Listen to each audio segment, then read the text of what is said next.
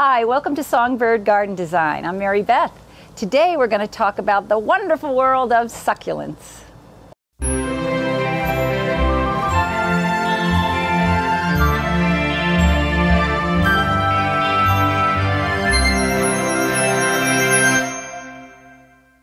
First, I'd like to acknowledge all our firefighters that are out there during these terrible conditions here in California. We wish them safety during these difficult times.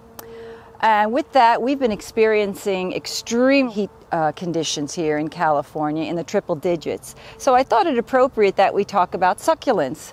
Succulents are plants that store water in their roots, leaves, and stems. So it gives them a little bit more of a boost during these hot summer conditions. So I'd like to start with this guy right here. This is the Agave, americana, variegata, or the century plant. Now this is a variegated agave, as you can see, with the yellow stripes along the margins.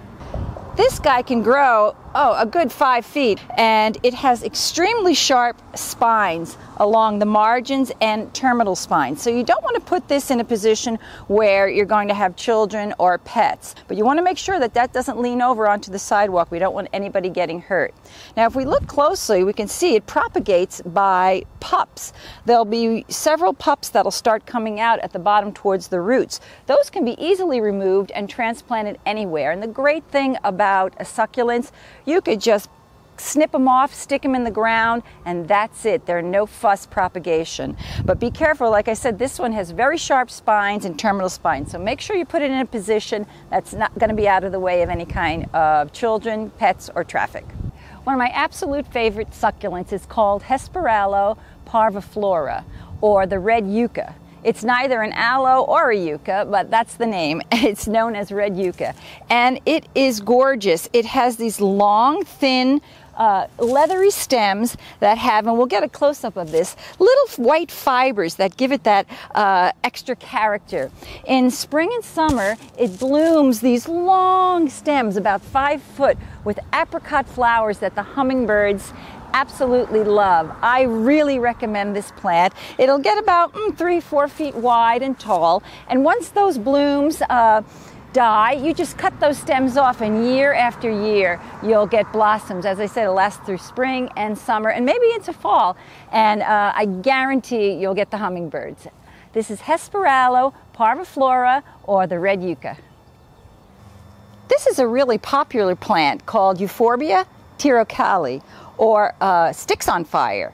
Now, euphorbias are plants that have a milky substance inside their stems, which can cause a skin irritation. So even though this is a gorgeous plant, it can get 6 feet tall or larger. It is toxic, so you don't want this necessarily around your cats or dogs or other pets, but it is a fantastic plant. It can take the heat, and it actually changes color. It's green and it turns into orange depending on the temperatures. Very drought tolerant, but you do have to watch for that sap. Otherwise, I'd say this is a great plant. It's the right plant in the right place. So sticks on fire, Euphorbia tirucalli. This beautiful bunch is called Aeonium urbicum. I just planted 1 or 2 of these about 3 years ago, and it has really developed into a beautiful bunch. It is very thick, really nice leathery leaves. Can take the heat, although I have it facing east on my house, so I feel that this plant does better in partial shade. Aeoniums go great with any colors, so you could add annuals as the seasons change. Right now we're getting into fall, so I'm going to pair them with these beautiful marigolds, a gold color for the fall. Once those die out and spring comes, beautiful with pinks and even blues. So it's really a great plant to complement any other plant. So we're going to talk a little bit more about aeoniums that I have further in the video. But right now I would really recommend these. As I said, keeping them in a semi-sunny area. They just look so good all year round. Welcome to my laboratory. There's so many succulents I'd like to get to, so I thought I'd collect them all from my garden, just so we can get in as many as possible to talk about. Now, earlier I showed you the agave century plant, and I'd like to talk a little bit more about agaves. Now, that century plant I showed you was a variegated. It had the yellow margins. When I did take a pup, the ones that come out from the bottom, off of it, you'll see this plant was actually part of the variegated one. However, this pup is not. Now, what happened? Well, some theories are that temperature plays a part in reverting back to its non-variegated state. My hypothesis is it's a matter of survival. When a plant is variegated, it's weaker. It's not producing as much chlorophyll. So what does the plant want to do? It wants to be as strong as possible. I have to check with my friend and mentor, botanist Dr. Parivar, about my hypothesis, but that's my thought. Another agave, which is very, very popular here in Southern California, is the Agave attenuata. It is gorgeous. You'll see this all over on the coast and inland. It does not like intense heat.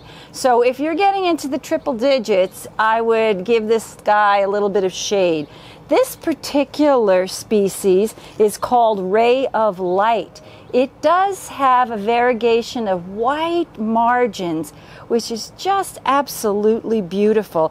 I like to use this as a specimen plant in designs, but you could also put it in mass if you have a big enough space. It looks beautiful either way. Another agave, one of my favorites, is this agave victoriae-reginae, and it grows extremely slow. So again, it's more of a specimen type plant. This species, I believe, is called porcupine. It has beautiful little white margins also. It does have terminal spines, so you have to be careful. It can really give you a good stick, but gorgeous agave. Now, the last agave one of the last agaves I'd like to show you is this agave. It looks very much like the agave variegated century plant. It is called Agave lophantha. It is also a century plant, but it is small. It won't get much larger than 1, possibly 2 feet tall and wide. Like its parent, it has spines on the margins and a terminal spine, so it is a sharp plant, but just the variegation is so beautiful, the way the light hits it. It's a lovely, lovely agave. Okay, let's move on to the aeoniums. I showed you earlier an aeonium that was in a bunch, low growing. But most aeoniums do produce what I call a neck or a trunk. You'll see here, that can get 3 feet tall. This particular aeonium is also a variegated. It is sunburst, beautiful purple margins on the edges. And the wonderful thing about succulents in general is just snip it off as much as you want the height to be, and you could stick this trunk right back in the soil and it will root. Give it a little bit of water. Don't overwater any succulents. They don't need it. They don't like it. And that's just a fantastic thing about succulents. So easy to propagate. When you go in to buy succulents in your local nursery, sometimes they'll sell them as a package of various succulents. Most of the time what you're getting is a combination of this plant, Graptopetalum, paraguayense, if I'm pronouncing that correctly. They stay fairly small and they do grow and drape over pots, so they look very nice when you combine them with other plants. You can combine them with other succulents. Once those necks or those stems get too long, you just cut them and stick them back in where you like them to be, and easy to trim. You'll also find this succulent, the sedums. This one, pork and beans, you might recognize that one. It's beautiful. Now, some people like to use succulents as more of a ground cover, and that's fine, that's great. Again, they can't take the intense heat and they do not like to be stepped on. So if you're going to use it as a ground cover, make sure that it's out of the way of where you're going to have any foot traffic. You know what I don't have a lot of here is Echeveria. You'll have that usually as part of a package that you'll get. But I do have this one Echeveria called Ruffles. I just bought this the other day because I just wanted to show it to you. I would keep this type of a plant out of direct sun, especially when we get into the 90s, 100, triple digit. But look at that. It's blooming now. It's fall and it's still blooming. So a beautiful pink Ruffles. Just unique looking. Something, again, you could do as a specimen plant or in groups. Behind me is a potted plant. Oh gosh, I've had this for years. It is actually a cotyledon, and it does grow also long necks, and it blooms beautifully, long stems, I'd say about 1 foot or 2 feet, with apricot colored flowers that the hummingbirds, it's a hummingbird magnet. They love it. And every other couple of years, what I'll do is I'll just take these long stems and cut them, and then create another basket, another pot. And they bloom and bloom every year. Cotyledon, beautiful, beautiful succulent. Another agave I'd like to mention is this beautiful specimen, Agave shawii. It has this lovely grayish green color. It won't get taller than about 2 feet at best and maybe 3 wide. So it'll stay low, looks gorgeous at the bottom of a slope as long as there's no children or pets close by that could get stuck with these very sharp marginal spines and terminal spines. You know what's so nice is that as this rosette opens up, it leaves shadows of the previous leaf as it was pressed next to it. It's kind of eerie. It gives it a lovely look to it. This guy right here next to me is a Senecio. This is Senecio vitalis. Now I left the neck on just so you could see how long and tall it can get. Again, as I mentioned with any of the succulents, you could just cut this right off and replant it directly into a pot or in the ground. This can really take full sun. I've had it in this location a couple of years and I've never had a problem with the tips browning. Another Senecio, which is a very popular ground cover, is the Senecio mandraliscae.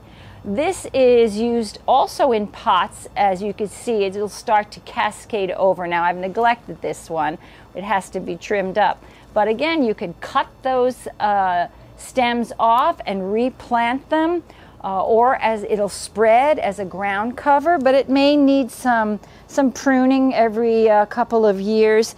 It will produce a white flower. It's not very attractive, I'll be honest. The flower looks like a little more like a little white cotton ball. Some people just cut those right off. These actually haven't produced flowers. I don't know if it's because maybe I don't water it, I don't give it that much energy, but this, talk about neglect. You can neglect this and it'll still look great. The same with these. So Senecio is really drought tolerant, and there are various kinds of species. Whatever you pick in a Senecio, you'll have success with it. This last batch of succulents I'd like to show you are some of the more common ones that you're probably familiar with. Let's start with the aloe, aloe vera. This, as you can see, is about, well, it's in a pot, but the plant itself is about 2.5 feet tall and 3 feet wide. I've kept these stems on purposely. This is where the flowers were once, probably about a month ago. We're in September now. So it usually starts to bloom in the spring and early summer. So what I'd like to do is show you how you just snip it down all the way at the base once the blooms are done. And that's it. It'll come back next year just as beautiful as ever, and hummingbirds do love those flowers. The next plant is the jade plant, or the Crassula ovata. When I first got this plant, it must have been about 8 inches tall, and it is about 3.5, 4 feet high and wide right now. I've kept it in a pot because I thought I might have to move it in case there's frost. I haven't had any problems with it except one year when some of it did die back due to frost. So that's one thing about succulents you have to watch for. Most of them are pretty good to the freezing point, but some of them, if they go below 32, you should either bring them in if possible, bring them indoors, or cover them with a light sheet, towel or blanket or whatever you have for the evening. These are so easy to propagate. If you wanted a new plant, just snip it off, stick it in some soil, and voila, you've got a whole new plant. And the last plant I'd like to show you is the mother-in-law's tongue, or the Sansevieria. This is a very common indoor plant. They come in various variegations. Mine happens to be of a white variegation. Now, I made this particular pot in February. I used the Sansevieria, and here's another succulent, the calico, and also a really tiny Aeonium called Irish bouquet. Right now, let's see, it's in September, so this pot will have to be trimmed down. The ornamental grass I used, it's a type of ovipogon, it'll be okay. It got a little hot during our triple-digit weather, but once I start watering it, that'll be fine. But the calico, I'll probably want to trim down, leave the Sansevieria, and I wanted to try this Irish bouquet to see how it would do. I could probably add some more of that as well. So the point being is, when you start to put succulents in pots, you will have to check them in a few months. You're probably going to have to trim them down to beautify them a bit, but overall they look great. Thanks for watching. I hope you enjoyed this video and maybe got a little inspiration to try some succulents in your garden. Please like and subscribe. And remember, if you have firearms at home, please make sure they're safely secured. Go to besmartforkids.org. Until next time, take care.